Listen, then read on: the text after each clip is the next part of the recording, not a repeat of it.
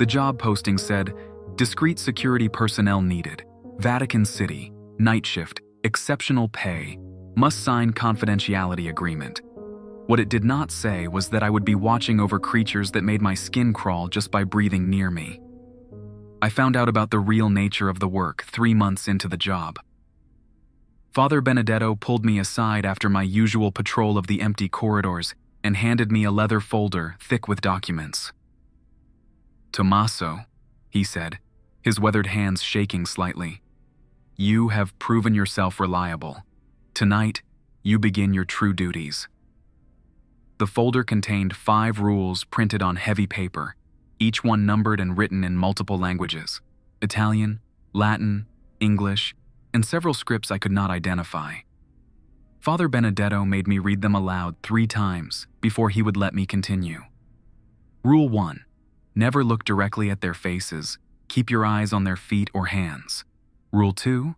Always announce yourself before entering any room. Wait for acknowledgement. Rule 3. No physical contact under any circumstances. Maintain minimum distance of 2 meters. Rule 4. Speak only when spoken to. Answer questions with yes or no responses only. Rule 5. Never turn your back on more than one at a time. Count constantly. These rules exist because past guards who broke them did not survive, Father Benedetto explained. The church has an arrangement with certain entities. They meet here once monthly under controlled conditions. Your job is to ensure the facility remains secure and to report any violations of protocol. That first night, I positioned myself outside the main conference hall at exactly midnight. The hallway lights had been dimmed to almost nothing. I carried a small flashlight, a radio, and a notebook to record any incidents. They arrived through the main entrance like any other visitors. I heard their footsteps first. Some walked normally. Others seemed to glide or shuffle. The sound of fabric rustling filled the corridor as they passed my post. I kept my eyes fixed on the marble floor and watched their feet move past me. Some wore expensive leather shoes, polished to a mirror shine. Others had bare feet with long toenails that clicked against the stone. A few wore what looked like ancient sandals bound with strips of dark fabric. One pair of feet appeared to be covered in fine scales that caught the dim light. "Good evening," I said to each group as they passed, following Rule 4. Most did not respond. A few murmured replies in languages I did not recognize. The meeting lasted exactly 4 hours. I spent the time walking patrol routes through the adjacent hallways, making sure no unauthorized persons entered the area. Twice I encountered individual attendees in the corridors. Both times I announced myself clearly and waited for their acknowledgement before proceeding. The first was standing near a window, looking out at the gardens. When I called out my presence, it turned slightly in my direction. I kept my gaze on its feet, bare, with what appeared to be additional toes. "Security patrol," it said in accented English. Noted. I continued my route. The second encounter happened near the restrooms. I announced myself and heard a voice respond from inside one of the stalls. "Acknowledged, guard." The voice sounded like 2 people speaking in unison, but I followed the rules and did not investigate further. At 4 in the morning, they began leaving. I maintained my position and watched their feet pass by again. The group with the scaled feet paused near my post. "You follow instructions well," one of them said. The voice came from somewhere above my head, but I kept staring at those scaled feet. Father Benedetto chose wisely. "Thank you," I replied, remembering to keep my responses short. After the last footsteps faded, Father Benedetto appeared with a cup of strong coffee and asked for my report. I described the 2 corridor encounters and the brief conversation with the scaled feet individual. "Excellent work, Tommaso. You will do this again next month." Over the following months, I learned to recognize some of the regular attendees by their footwear and walking patterns. The expensive leather shoes belonged to someone who always arrived first and left last. The clicking toenails moved with quick, nervous steps. The scaled feet individual seemed to be some kind of leader. Others would pause near it during the corridor breaks. I also learned that the building itself changed slightly during these events. Doors that were usually locked stood open. Temperature fluctuations caused condensation to form on windows and walls. The elevator would sometimes activate on its own, traveling between floors with no passengers visible. Most importantly, I learned that the rules were not suggestions. During my 4th month, a new guard named Salvatore was assigned to assist me. Father Benedetto gave him the same folder and made him read the rules aloud. Salvatore seemed confident, almost dismissive. "These are just wealthy people playing dress-up games," he told me during our pre-shift briefing. "Rich folks love their secret societies and dramatic ceremonies." His attitude changed during the first patrol. When we encountered one of the attendees near the water fountain, Salvatore forgot to announce himself properly. He simply walked up and tried to ask if everything was acceptable. The attendee turned toward him, and I saw Salvatore take a step backward. His face went completely white, and he started stammering apologies. I quickly announced both our presences and requested permission to continue our patrol. "Granted," the attendee replied, turning back to the fountain. "Train your partner better." Salvatore barely spoke for the rest of the shift. When Father Benedetto asked for our report, Salvatore requested a transfer to day duties. His request was approved immediately. "What did you see?" I asked him as he gathered his belongings. "Rules exist for good reasons," was all he would say. After that night, I worked alone again. The isolation did not bother me. I developed a routine that kept me focused and alert. Count the attendees as they arrived. Monitor the corridor temperature with a small thermometer. Check each room twice per hour, always announcing myself first. Keep detailed notes about any unusual activities or requests. The monthly meetings followed the same pattern. Arrival at midnight, 4-hour duration, departure by dawn. The attendees seemed to appreciate consistency and professionalism. Several times individuals would nod in my direction or offer brief words of acknowledgement when I announced myself during patrols. I began to understand that this arrangement served an important purpose for both sides. The church provided a secure, neutral location for discussions or negotiations. The attendees received privacy and protection from outside interference. My role was to maintain the boundary between their business and the normal operations of the Vatican. During my 8th month, something changed in the routine. Father Benedetto called me to his office 3 days before the scheduled meeting. "Tommaso, next week will be different," he said, pouring 2 glasses of wine. "There will be additional attendees. The meeting may run longer than usual.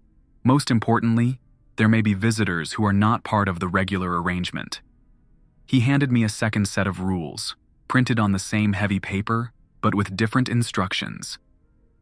Special protocol rules. If anyone asks you to deliver a message, refuse politely and direct them to Father Benedetto. If you observe any physical altercations, immediately radio for backup, but do not intervene directly. If anyone offers you gifts or payment, decline and report the incident. If electrical systems malfunction, use manual backup lighting only. If you smell sulfur or burning metal, evacuate the building immediately and call the emergency number. These protocols exist because territorial disputes sometimes arise, Father Benedetto explained. Different groups have different interests. Usually, they negotiate peacefully. Sometimes, they do not. The night of the special meeting arrived with a thunderstorm. Heavy rain hammered the windows, and lightning illuminated the corridors in brief, stark flashes. I arrived early to check all the emergency equipment and backup systems. The first group arrived 30 minutes before midnight, earlier than usual. I recognized the expensive leather shoes and announced myself as they passed. Instead of proceeding directly to the conference hall, they paused near my post. "Guard," the leather shoes individual said, "tonight may present challenges. Maintain your protocols regardless of what you observe." "Understood," I replied, keeping my eyes on those polished shoes. The second group arrived exactly at midnight. These were attendees I had never seen before. Their footwear was completely different. thick-soled boots that seemed to absorb sound rather than create it. They moved with military precision, each step deliberate and measured. As they passed my post, one of them stopped. I announced myself and waited. "You are the regular guard," the individual said. The voice was completely flat, without accent or emotion. "You will observe neutrality tonight." "Yes," I replied. The third group arrived 15 minutes late, which broke the usual punctuality pattern. I heard them arguing in the entrance hallway before they reached my position. Their footsteps were erratic, some quick and others dragging. When they passed me, I noticed several individuals were barefoot despite the cold weather. "Security presence noted," one called out, without me having to announce myself first. "Stay clear of the eastern corridor tonight." The meeting began with raised voices immediately. Usually, the discussions were conducted in quiet tones that barely carried through the heavy doors. Tonight, I could hear distinct words and phrases in multiple languages. The tone suggested disagreement, possibly heated negotiation. 1 hour into the meeting, the lights flickered. I checked my equipment and noted the time in my logbook. The electrical disturbance lasted for exactly 30 seconds, then normal power resumed. 2 hours in, I heard footsteps in the eastern corridor despite the warning to stay clear. Following protocol, I announced myself from the main hallway intersection. "Security patrol, requesting permission to proceed." "Denied," came a reply from somewhere in the distance. "Maintain current position." I stayed at the intersection and noted the incident. The footsteps continued for another 20 minutes, accompanied by sounds I could not identify: scraping, tapping, and what might have been furniture being moved. 3 hours into the meeting, my radio crackled with static. I tried to contact Father Benedetto, but received no response. The backup communication system also showed interference. I noted the equipment failure and continued my patrol using the predetermined routes. At 4:30 in the morning, 30 minutes past the usual ending time, the conference hall doors opened. The attendees began leaving, but not in the organized manner I had observed before. The expensive leather shoes individual emerged first, moving quickly toward the exit. "Guard," it said as it passed. "Document tonight as Code 7 incident. Father Benedetto will understand." The military boots group left next, maintaining their precise formation. They did not acknowledge me, but I announced myself anyway as they passed my position. The third group took another hour to leave. When they finally emerged, several individuals appeared to be supporting others who were having difficulty walking. I kept my eyes on their feet and noted that some were limping or moving irregularly. "Successful evening," one of them said as the group passed. The tone suggested the opposite. After the building was empty, I completed my final patrol and documented everything in detail. Code 7 incident, electrical disturbances, extended duration, communication equipment failure, Eastern Corridor activity, irregular departure patterns. Father Benedetto arrived at dawn with coffee and fresh pastries. He read my report twice before speaking. "You performed excellently under difficult circumstances," he said. "The arrangement will continue, but there may be changes to the security protocols." "What is a Code 7 incident?" I asked. "A disagreement that was resolved without permanent damage to the facility or participants. Your neutrality helped prevent escalation." Over the next several months, the meetings returned to their normal routine. The special attendees did not return, and the regular groups resumed their predictable patterns. Father Benedetto never mentioned the Code 7 incident again, but he did increase my compensation significantly. I learned to appreciate the strange reliability of this work. The rules were clear, the expectations consistent, and the pay exceptional. Most security jobs involve unpredictable human behavior and complex social dynamics.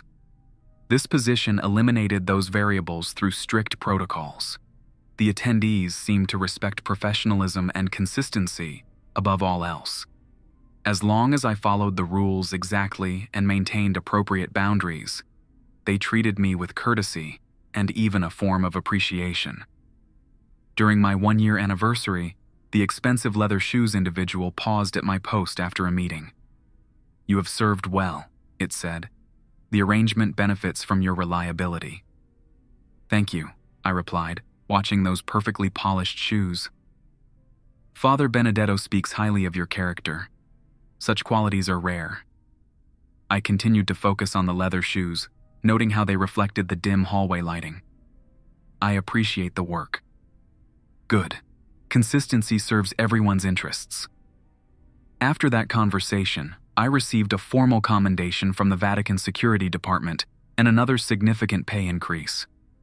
Father Benedetto explained that feedback from the attendees had been overwhelmingly positive regarding my performance. "They value dependability," he said. "Many of their other business relationships lack that quality." As my second year began, I realized that this position had taught me something important about fear and respect. The rules existed not just to protect me, but to create a framework for interaction between vastly different groups. Following protocol allowed everyone to coexist peacefully within defined boundaries. The monthly meetings continued without major incidents. I maintained my routines, documented everything meticulously, and treated each attendee with the same professional courtesy. The work was strange, certainly, but it was also straightforward in a way that most jobs never achieve. Everything changed during the February meeting of my second year. I should have recognized the signs earlier, but routine had made me complacent. The first indication came 3 days before the scheduled event. Father Benedetto called me to his office, but this time he was not alone. A woman sat across from his desk, wearing the black suit of Vatican administrative staff. She introduced herself as Sister Margherita from the Special Events Coordination Department. "Tommaso, we need to discuss an important development," Father Benedetto began. "The February meeting will include a new participant, someone who has requested specific accommodations." Sister Margherita opened a manila folder and removed several documents. "The individual in question has agreed to follow all existing protocols, but has requested permission to arrive 1 hour early for a private consultation with Father Benedetto." "Will this affect my duties?" I asked. "You will be required to escort this individual from the main entrance to Father Benedetto's office, then return them to the conference area," Sister Margherita explained. "Standard protocols apply, with one addition." She handed me a laminated card with a 6th rule printed in the same style as the others. Special Rule 6. If the early attendee asks you any questions about your personal life, family, or background, respond only with "information not available." This individual has a tendency to gather personal information about staff members, Father Benedetto explained. The Church prefers to maintain strict privacy boundaries in such cases. The night of the February meeting, I arrived 2 hours early to prepare for the modified schedule. At 11 p.m., I positioned myself at the main entrance and waited. The early attendee arrived exactly on time. I heard the heavy front doors open and close, followed by the sound of footsteps on marble. As the individual approached my position, I announced myself according to protocol. "Security escort, ready to proceed to Father Benedetto's office." "Excellent," came the reply. The voice was pleasant, almost cheerful. "I appreciate punctuality in all its forms." I kept my eyes focused on the individual's feet as we walked through the corridors. The footwear was distinctive, expensive-looking boots made from some kind of exotic leather, with intricate metalwork on the buckles and straps. The boots made no sound against the marble floor despite their apparent weight. "You have worked here for quite some time," the individual said as we turned toward the administrative wing. "Information not available," I replied, following the special protocol. "Ah, they briefed you well. How refreshing to encounter proper preparation."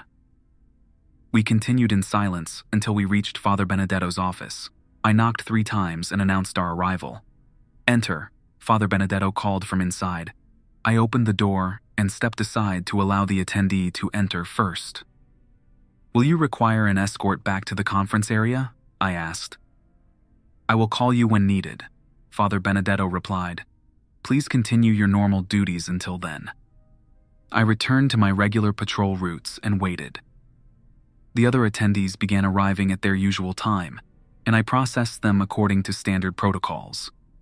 Everything seemed normal except for an unusual amount of electrical activity, lights flickering more frequently than during the Code 7 incident, and my radio producing constant static.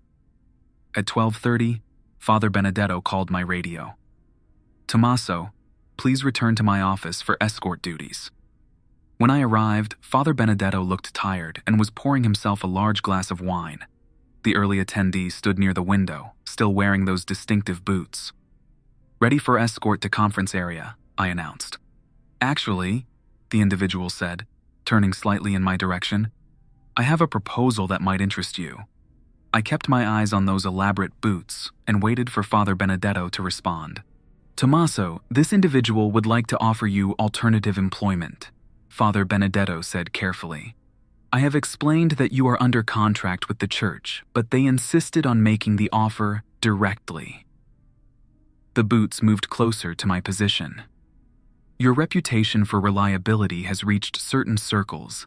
There are opportunities available that would triple your current compensation. I looked at Father Benedetto, who nodded slightly.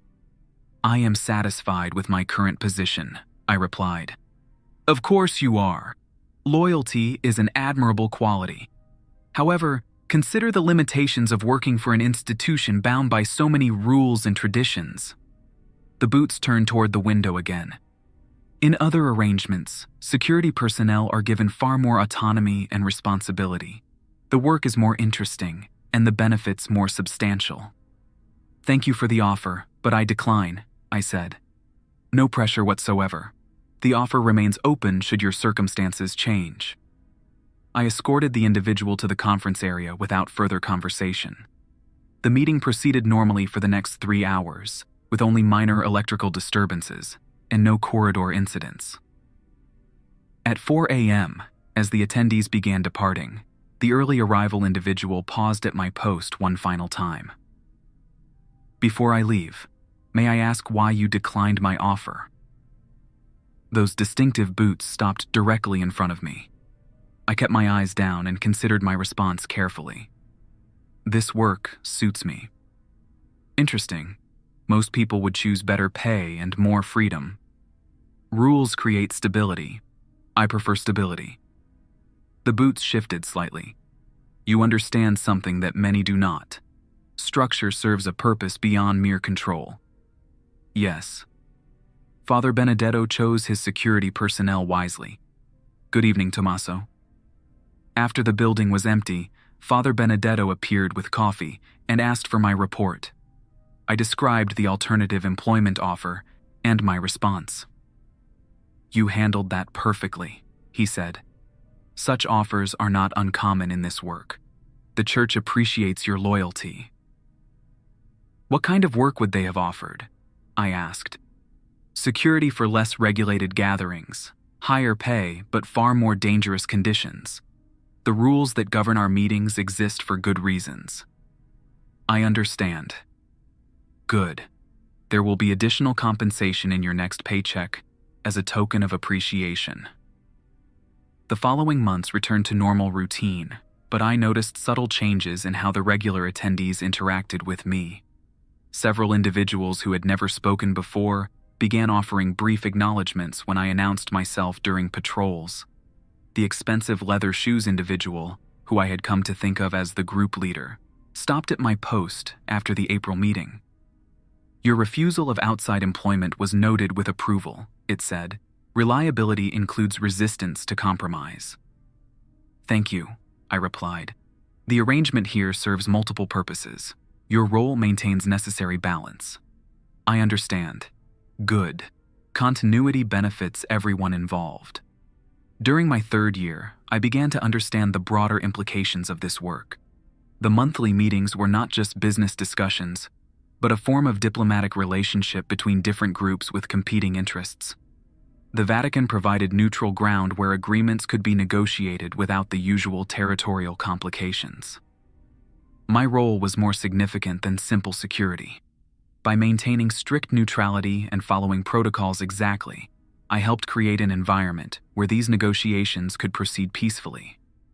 The rules protected everyone involved and prevented the kinds of incidents that could disrupt the arrangement entirely. This realization came during a conversation with Father Benedetto after a particularly complex meeting involving 5 different groups instead of the usual 3. "Tommaso, do you understand why this arrangement exists?" he asked over our post-meeting coffee. "To provide neutral meeting space for groups that might otherwise have conflicts," I replied.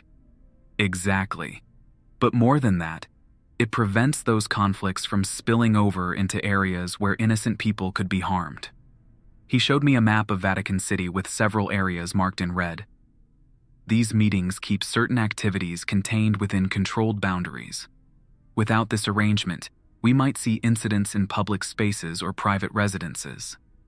"The rules protect more than just the attendees," I said. "Much more. Your professionalism helps maintain peace on a scale you might not have imagined." This perspective made the work feel more meaningful. I was not just following security protocols, but contributing to a system that prevented larger problems. The strange nature of the attendees became less important than the function they served in maintaining stability. As my 4th year approached, Father Benedetto informed me that the church was considering expanding the program to include quarterly meetings in addition to the monthly gatherings. "Your success here has demonstrated that such arrangements can work long-term," he explained. "Other dioceses have expressed interest in implementing similar programs." "Would I be involved in training other security personnel?" I asked. "Possibly. Your experience and understanding of the protocols would be valuable in establishing new sites." The possibility of expanding the program excited me. The work had taught me skills and perspectives that would be difficult to develop in conventional security positions. Training others to maintain the same standards and professionalism would be rewarding. During the final month of my 4th year, an incident occurred that tested everything I had learned about following protocols under pressure. The meeting was proceeding normally when, at 2 a.m., I heard breaking glass from the conference area. I immediately radioed Father Benedetto, but received no response. Following emergency protocols, I approached the conference hall and announced myself. "Security responding to disturbance. Requesting status update." "Acknowledged," came multiple voices from inside the hall. "Minor accident. No assistance required." I noted the incident and continued my patrol. 20 minutes later, I encountered one of the attendees in the eastern corridor. The individual was examining what appeared to be a small cut on their hand. "Security patrol," I announced. "Yes, I require access to medical supplies," the individual replied. Following protocol, I escorted them to the first aid station and provided basic bandages and antiseptic. I kept my eyes focused on their feet throughout the process and maintained appropriate distance. "Thank you for your assistance," they said after treating the minor wound. "You are welcome. Do you require additional medical attention?" "No, this is sufficient." I escorted them back to the conference area and documented the incident. When Father Benedetto arrived for the post-meeting debrief, he reviewed my report with particular attention. "You handled the medical situation correctly," he said. "Providing basic first aid falls within your duties, but anything more serious would require calling outside medical personnel." "I understand. Should I modify my patrol routes to check for additional hazards?" "No, the incident was truly minor. These gatherings occasionally involve discussions that become somewhat heated, but serious injuries are extremely rare." "Good to know. Your response demonstrated exactly the kind of measured professionalism we need in this position. Well done." As I completed my 4th year in the position, I realized that this work had become more than just a job. The monthly routine provided structure and purpose that I valued highly. The attendees had become familiar, and I took pride in providing them with consistent, reliable service. More importantly, I understood that I was part of something larger than individual security work. The arrangement between the church and these groups served important functions for maintaining stability and preventing conflicts that could affect many people. Father Benedetto called me to his office during the first week of my 5th year for an annual performance review. "Tommaso, your service has been exemplary in every respect," he began. "The attendees have consistently praised your professionalism, and you have never had a serious protocol violation. Thank you. I find the work rewarding. The church would like to offer you a permanent position with increased responsibilities and compensation. You would become the senior security coordinator for all special events, including the quarterly meetings we are planning to implement. The offer included a significant salary increase, better benefits, and the opportunity to train other security personnel for similar programs. It also meant I would be working directly with church administrators to develop new protocols and procedures." "I accept," I said without hesitation. "Excellent. Your first assignment will be to draft training materials for new security staff. Use your experience to create guidelines that will help others succeed in this type of work." Over the following weeks, I worked on developing comprehensive training materials that covered not just the specific rules and protocols, but the underlying principles that made them effective. I emphasized the importance of consistency, neutrality, and respect for all participants. The training program I created included practical exercises, scenario-based discussions, and detailed explanations of why each rule existed. I wanted new security staff to understand not just what to do, but why their actions mattered for maintaining the broader arrangement. When the first group of new trainees completed the program, Father Benedetto asked me to personally oversee their initial assignments at other Vatican events. Watching them successfully apply the protocols I had taught them was deeply satisfying. "You have become an excellent teacher," Father Benedetto observed after the 3rd successful training session. "The principles you developed are being implemented in 3 other locations now." "The work teaches important lessons about professionalism and respect," I replied. "I am glad to share what I have learned." As my 5th year in the position concluded, I felt a deep sense of accomplishment.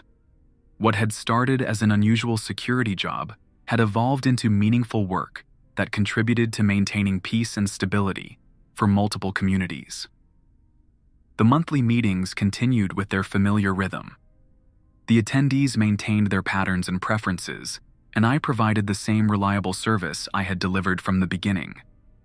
But now I also knew that this work represented something larger, a successful model for managing complex relationships between different groups with competing interests.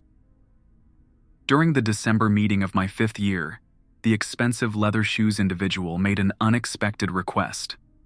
Instead of proceeding directly to the conference hall, they paused at my post. "Guard, I have been authorized to share information that may interest you," they said. I kept my eyes on those polished shoes and waited. "The arrangement here has become a model for similar programs in 12 cities across Europe and North America.